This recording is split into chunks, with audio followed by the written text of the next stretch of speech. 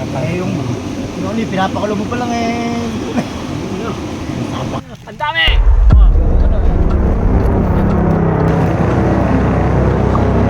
Yun, no?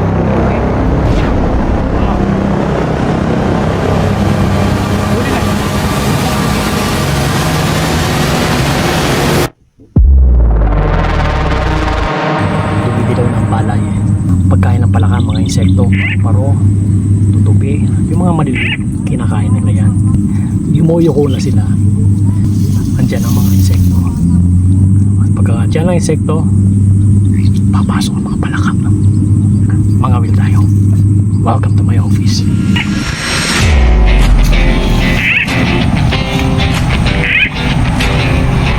Ah!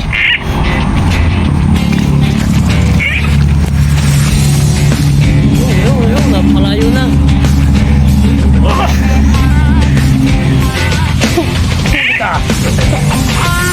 Alam mo.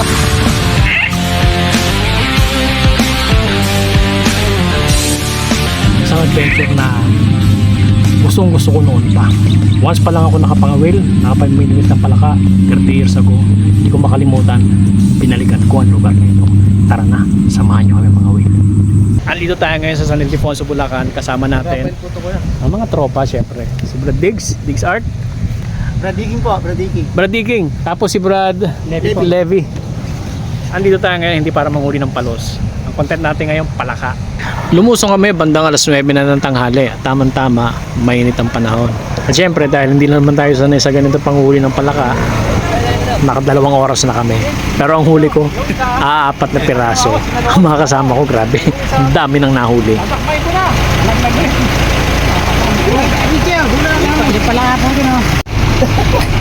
Pagka wala pa, diretso tayo na abra. Marami. Lumipat ulit kami ng pwesto. Pumili kami ng isang maganda-gandang spot.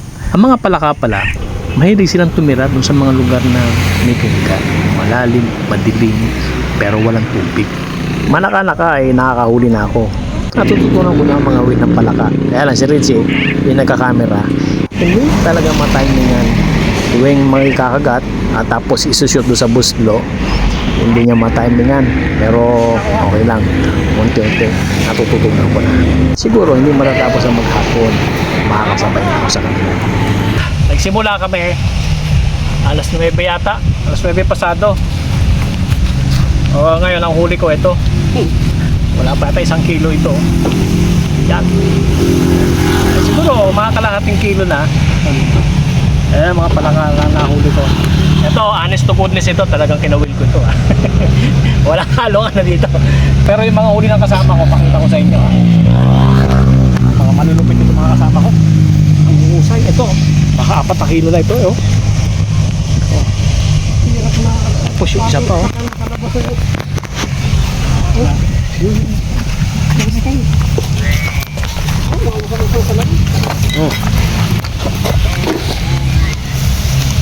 Grabe mga palaka dito. Tapos si Diggs. Diggs Art. Huli ko, 20. 20? Hindi pinakawalang at mahirap iangat. Grabe ka. Hindi ko mayangat. 20 pesos. Kala ko ito mahusay na sa paniniksay. Mapalang talent nito. Saan mo dalhin? Magaling sa asar. Nakapagluto na rin si Richie. Ang ulam namin ay ito kami kakain sa gitna ng tubigan o ng bukid. At pagkakain, dadagdagan pa natin ito, napakarami na. Pero marami pa lang mahuli. Nauna na siya. Nakasama natin dyan. Pagkain. Parang ulan yung laswa. May mga latest na paraan kung paano sila nakakahuli ng palaka.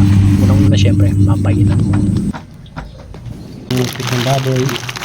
Tinatapon lang to kunin namin. Pero pinaka-latest, gamit nila yung huni ng palaka. Babaeng palaka. Da-download mo sa Bluetooth speaker. Pagka narinig nila ito, lalapit sila sa iyo. At paglapit, kakahuli mo. Mabilis makahuli. Yan ang sikreto nila rito. Yun!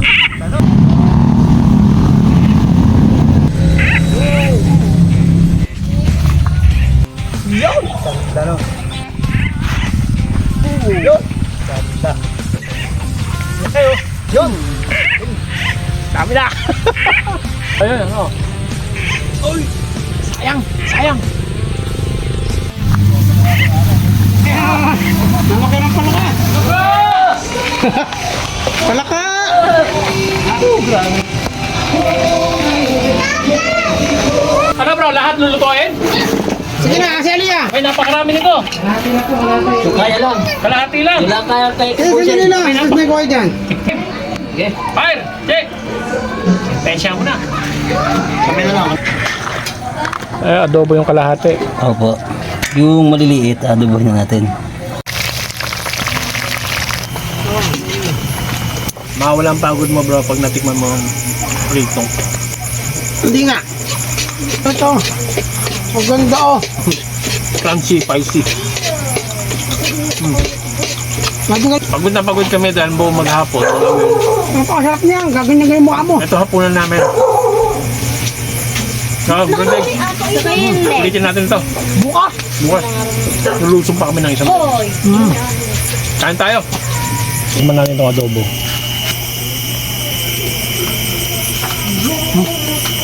Sarap. Sarap din pala ang adobo pala ka, no?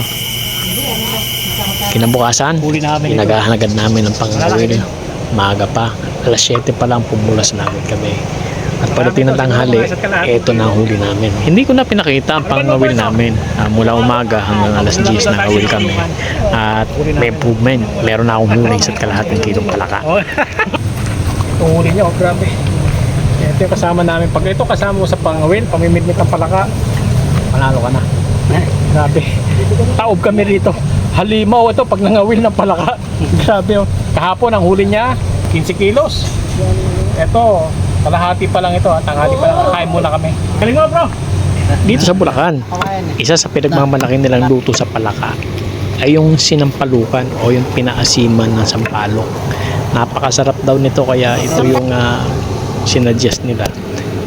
Gusto raw nila ipatikim sa amin ito bago kami umuwi. Nakahuli kami siguro kulang-kulang 10 kilo na ito at yung 5 kilo yun yung kakainin namin. Hanggang alas 10 lang kami dahil may nahabol kaming oras. Pagdating ng alas 12 makakain. Pipihit agad kami, babalik kami ng Laguna. Kaya tulong-tulong yung tropa. Doon lang kami nagluto sa tabi ng irrigation. Sinigang. Ito yung kauna-unang pagkakataon na natikman ko ang sinampalukan palaka. Hindi ako nagkamali. Talaga nga palang napakasarap nito. Wala akong mapili. Lahat masarap. Kagabi, kumain kami ng prito, ng adobo, at yung sinigang. Pare-pareho. Napakaganda, dalawang araw na adventure natin dito sa San Ildefonso, Bulacan. So hindi kwento ito, talaga nakahuli tayo. Totoo yung balita, nasa Laguna kami. Napakarami na palaka dito. Kaya naman kami nakahuli. Siyempre, may mga contact tayo dito. At hindi ako nakabigo. Ito, si Levi, pinakamalupit. Malupit ito, halimaw pagdating sa panghuli ng palaka. Hindi ko alam kung ano ito. Hindi pa ginagalingan yan. Grabe ang huli, ang hinuli nito kahapon. Sabi ko sa'yo, 2 araw kami. Kahapon 15 kilos ang hinuli. Ngayon, first up pa lang, pauwi na kami. Walang 10 kilo. Grabe po ministro ito. Siyempre, si Kuya Iking. Mga katropa natin dito. So, maraming salamat. Bro, Salamat po sa Diyos. salamat sa Diyos. Ulitin po. At siyempre, yung isa natin kasama. Yung malungkot ang video mo pag hindi mo nakasama yan. Yeah. Maingay mo. Big Sart!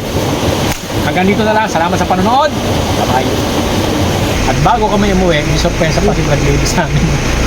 Papawi. Sa loob daw namin para may pasalubong kami. Approximately 6 hanggang 7 kilo siguro ito na palaka. Dami. Makatikim sila Brad sa... Salamat sa Diyos, Brad Lady. Nawalingin po. Sige. Salamat sa Diyos. Big Sart! Matindi ka. Hindi ka nagkamali sa pag-refer sa akin sa mga kabarad natin na talaga napakahusay sa pangawil.